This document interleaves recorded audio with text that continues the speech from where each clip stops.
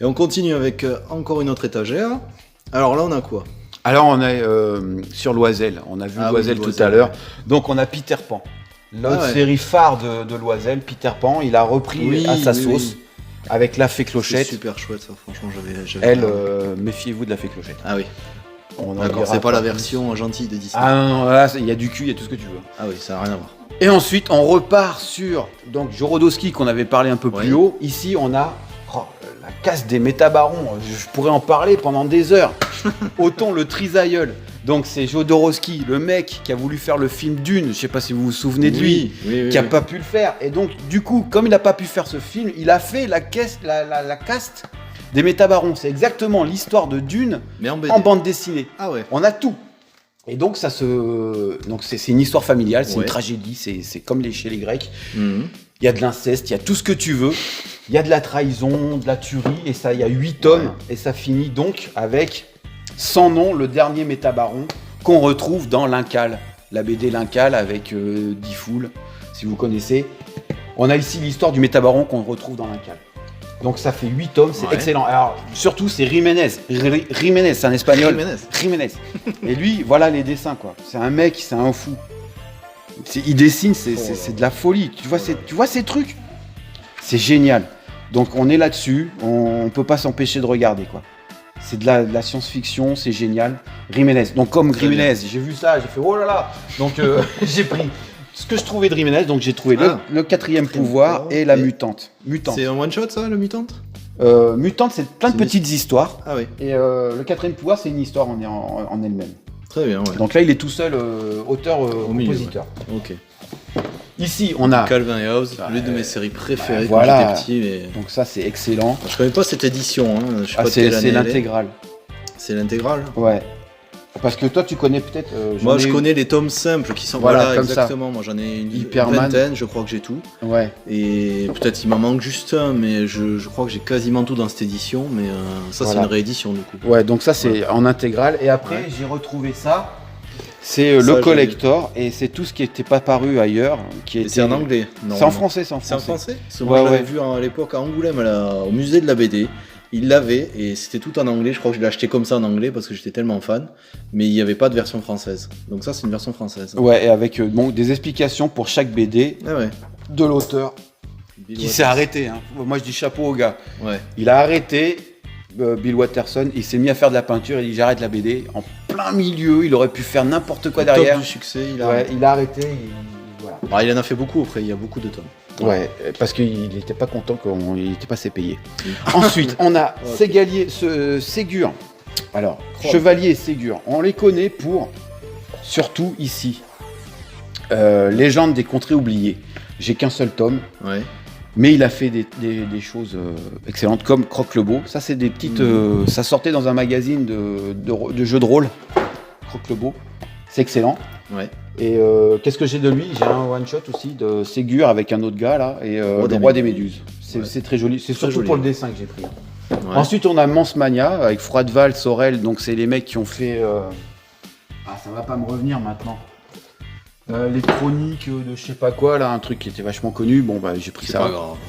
Ici, on a Black Sad. Ah oui, Black Sad. Donc, tout le monde connaît. Le nom du gars, on a du mal à s'en rappeler. Hein. Diaz Canales. Canales et Guardino. Et alors, le truc, c'est que moi, j'ai une édition là qui paraît qu'elle coûte la peau du cul parce que. Parce qu'il y a quoi de différent? Parce qu'il y a un truc différent. Je sais plus si c'est à la fin. C'est une première édition, peut-être. Voilà, à nos parents. J'ai ici la dédicace à nos parents qui n'est pas sur les autres. Donc ça, qui a été enlevé sur les éditions. Voilà. Et donc ça, c'est l'édition qui coûte. Donc ça, c'est le premier. Ouais, c'est le premier. J'ai pris le deuxième. Les deux sont rares. Non, les deux sont bien. Après, ça m'a un peu gonflé, donc j'ai pas pris. Bon, la gloire de mon père, bref. Voilà, on tombe sur Stan et Vince, des bons gars. Ça, c'est des bons gars. Donc, ils ont fait Putain de télé. Dans Putain de télé, on a l'histoire de Walt Disney, par exemple. Ah oui. Et de la télé. Voilà, on a l'histoire de Donald. Qu'est-ce qui se passe, Donald? Mais il est pas content. Mais pourquoi il est pas content? Parce qu'il y a Gontran qui se fait tailler une pipe par Daisy. Donc je suis désolé, c'est pas moi, c'est dans la BD. Passe vite parce que YouTube va interdire tout ça. Mais non. Et on a l'histoire également de Superman et pour finir, on a l'histoire de Casimir, de pourquoi Casimir. Et oui, pourquoi Casimir est sur Terre. Qu'est-ce qu'il vient faire là, celui-là? Voilà, il est arrivé. C'est violent. Ah ouais, non, mais c'est génial. Et voilà, il finit comme ça avec son petit kiki. Là, il a mangé trop de boulga. C'est génial. Voilà. Après, le délire. Ouais. Il y a ici, ouais, c'est vraiment du délire. Hein. Donc ils ont fait Eden. 2 autres. Eden, donc ça c'est Vince, ça c'est Stan. Ouais. Et la grosse série qui les a fait connaître, donc Stan et Vince, c'est celle-ci. Vortex. Voilà, ils ont fait 2 personnages. Ah ouais, c'est sympa, les couvertures qui se rejoignent. Voilà, comme ça. avec leur histoire parallèle. Ouais. On a Stan qui s'occupe de Campbell et Vince qui s'occupe de Tess Wood. Oh, ok. Ils ont un fil conducteur pour leur bande dessinée. Ils doivent se retrouver à tel moment, à tel endroit dans l'histoire, et c'est à eux de broder leur histoire chacun de leur côté pour arriver à se retrouver à tel moment. Et donc ils ont fait ça pendant longtemps. Donc il y a le 1-1, 2-2, 3-3, 4, 5, et là ça, à partir du 3 ils se sont retrouvés, et là on a les 2 personnages qui sont ensemble. Et ils ont continué à écrire à 4 mains.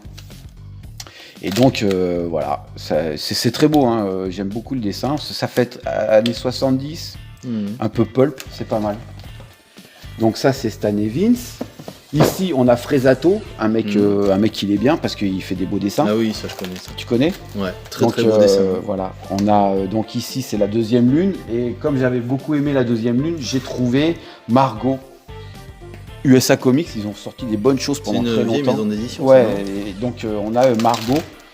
Ah, ça craque hein, tout. Ah là là, l'humidité, il va te falloir un humidificateur. Je suis désolé, non mais je sais pas, ils ont passé 1 an dans les cartons les BD. Ah, oui. Donc toujours très beau. Ouais. On a après les eaux de Mortelune, un intégral, c'est pas mal, c'est à lire. Ouais. Bien sûr, comme on est dans les classiques, on a Alan Moore et Watchmen. Ah oui, Watchmen. On repasse chez les Américains, moi c'est rangé n'importe comment. Ça si, voilà. Toute la BD des années 80, le Dark Age et tout, ça vient de là, quoi. Les héros, c'est des enculés, etc. On a un peu ici de Druna. Je vous sors les. Tu veux voir Druna? Fais-moi voir une couverture. Allez, une couverture de Druna. Peut-être que je connais. Ah ouais. Bon, on reste pas trop longtemps parce qu'après. Bon, voilà. Il va y avoir des soucis de. Mais c'est vraiment très bien. C'est une allégorie sur le sida. Hein. Faut le lire. Carrément. Et ici, on passe donc au manga. Donc là, je vais faire un peu les commentaires, je m'y connais mieux. Ouais, vas-y. Mais Battle Royale, donc une édition double. Ouais. C'est ça. C'est le tome 1 seulement. Le tome 1. Ok. Donc ça, je connais bien. On connaît par rapport au film surtout, mais le manga est très bon aussi. C'est assez réaliste comme dessin. Voilà, il faut savoir que c'est à l'origine de tout. Hein. Oui, Fortnite, tout ça. Ah ouais. C'est un lien avec bien sûr. Attends, il peut en rester qu'un, c'est eux. Ensuite, on a du Naoki Urasawa avec 20th Century Là, c'est pareil, Boys, j'ai tout lu, mais c'est tellement encombrant, les mangas, que je prends qu'un numéro. Ah ouais, mais bon, tu vas pas avoir toute l'histoire. Happy, t'as le tome 10, pourquoi le tome 10 Parce que tu as trouvé par hasard. Ah, on te l'a donné. Mais c'est le même auteur, donc j'étais content. Ouais. Ensuite, l'histoire des 3 Adolphes par Tezuka. Ouais. Alors ça, c'est une édition assez ancienne. Ouais, c'est la luxe. Hein. Ouais. Alors, j'ai pris que le premier dans la luxe. Et alors, ils les ont ressortis, tu peux les trouver en intégrale maintenant avec des volumes beaucoup plus épais. Allez, je vois, t'as l'édition simple après. Voilà, j'ai pris la suite en édition simple. Cam. Celle-là, elle est vraiment ancienne aussi. Bon, ça a mal vieilli, hein, malheureusement, mais bon. C'est l'intégrale que tu as? Ouais, j'ai tout. D'accord. Phoenix aussi, t'as que le 2 et le 9. Bah ouais, ce qui est bien avec Phoenix, c'est que ça se suit pas. Ah, c'est des histoires dépendantes. Ouais, c'est des histoires qui c'est l'avantage. Donc t'as l'oiseau de feu qui arrive un peu comme Metal Hurlant. Qui apparaît un petit peu quand il veut. Voilà, et quand il veut. Et toi, tu prends les histoires qui t'intéressent. Donc il y avait un peu de science-fiction, un peu de tout. Après Tezuka encore, des histoires pour tout le monde. Pour tous. Donc ça, c'est pareil, c'est des histoires courtes. Voilà, donc tu prends ce qui t'intéresse. C'est sympa. La première édition de Gum des années 90. Ouais. Dans l'intégrale, j'ai l'impression. Ouais, j'ai l'intégrale. Il y a Last Order, j'ai pas fait la fin. Bah là, déjà, tu auras du mal à trouver la fin parce qu'ils ont changé d'édition vers la fin. Donc c'était encore une fois du n'importe quoi. Il y a l'édition double que je te conseille plutôt. Jojo. Du Jojo. Il me fallait du Jojo parce qu'on m'a dit Jojo c'est bien, alors j'ai pris Jojo. Ouais, c'est spécial, faut aimer. Hein. Ouais, c'est rallonge. surtout qu'on a un Golden machin là, c'est. Je te le laisse. Ouais. T'en as un autre, le tome 2. Alors, celle que je bute, c'est une maquette, ça. Ça, c'est une maquette. C'est une maquette que tu as fait toi-même aussi. C'est sur les. C'est tiré d'un magazine de BD. Non. De Hot Rod. Ah oui. Donc là, il y avait une BD et ça, c'est l'illustration d'une BD. Le mec, il avait pris un surf, il avait mis un moteur de Hot Rod dessus et il a fait ça. Et basta. En avant Gengan. Après, t'as un volume de Ken, la deuxième série, Fist of the Blue Sky. Donc là aussi, maintenant, c'est assez compliqué à trouver. Ouais. Donc surtout les derniers tomes. T'avais aimé, toi? Non, j'aime pas. J'ai même lu la première, j'ai fait, oh là là, c'est nul. Ah, mais si, Ken, c'est la vie. Hippo, ça j'aime bien. Alors ça non plus, t'as pas fini, il y a plus de 40 tomes, c'est énorme. Ouais, non, j'ai très long. J'ai vu comment ça tournait. Bon courage, à chaque fois, il y a le meilleur, qu'il faut battre le meilleur, que c'est le meilleur. Après, il y a le meilleur derrière. Oui, mais ce que tu sais pas, c'est qu'il est meilleur, en fait. Eh ouais, mais il y avait un meilleur après. Mais non, mais il y avait encore meilleur. Donc voilà. Bon, les dessins, c'est plutôt pas mal. C'est assez joli, rétro, hein. Ouais, j'aime bien. Ouais, je suis assez rétro, hein, côté. Ah, je vois ça, ouais. On va partir encore plus rétro avec Albator. Attends, mais t'as pas fait mon. Ça, c'est à moi, ça. Ça, c'est moi qui l'ai fait. Carrotman. Qu'est-ce que c'est? C'est moi qui l'ai fait. C'est toi qui l'as dessiné, imprimé? C'est mon fanzine à moi. Ah donc ouais. Alors, avec une pin-up à chaque mois, et des petites bandes dessinées. Et les textes que tu tapais. Ouais, des copains participaient, et c'était, voilà. C'était juste un feuillet. Ouais, c'était avec des copains, on était en grève et on se disait Qu'est-ce qu'on va faire? On va faire un petit fanzine. Voilà, pour niquer le patronat. On s'amuse comme voilà, tu vois, t'as les tables de la carotte. Le père et la mère, tu respecteras. Du fils, tu ne riras point. D'augmentation, tu te demanderas point. Au prud'homme, tu n'iras pas. Bah oui, attends, on est en train de se faire virer. Merci, en fin de mois, tu diras. Un langage juridique, tu n'utiliseras pas. D'espérance et de carottes dans l'océan, tu vivras. Voilà. T'es un vrai poète. Donc je disais, en Albator, l'intégrale, il n'y avait que 5 tomes, ils en ont fait un énorme tome, du coup, tout regroupé. Voilà. C'est très beau. Ce qui est dommage, c'est qu'on a des belles doubles pages. Ouais. Qui sont ruinés par par la reliure. Par la reliure. Donc c'est vraiment dommage. On a des belles pages qui à lire des fois. Tu vois, ça te nique la moitié. Dommage. Voilà. Tu prends ça. Tu peux pas l'ouvrir, tu te dis je vais niquer mon bouquin et ça c'est vraiment dommage. Bah c'est déjà mieux que rien. Après si tu veux l'édition simple c'est encore pire. Maintenant ça vaut cher aussi alors que c'est pareil. Je pense qu'au niveau quand tu as la reliure. Je sais pas si tu après on a Rookies, oui, je connais très bien. Ouais, je l'avais lu aussi il y a très très longtemps. C'est très très bon au niveau du dessin. C'est le dessinateur de Rakai Blues aussi. Ah bon? Je sais pas. Normalement, oui, si je dis pas d'erreur. Et donc il fait toujours des tronches pas possibles à ces mecs là. Ouais, mais il dessine très très très bien ce gars. Et ça, c'est encore une fois dommage, ils l'ont pas réédité. C'est Tonkam, la vieille édition de Tsuki Poche. Ouais. Il faut savoir que moi j'allais à Tonkam, à la boutique Tonkam à Paris. Et oui, avant que ça ferme.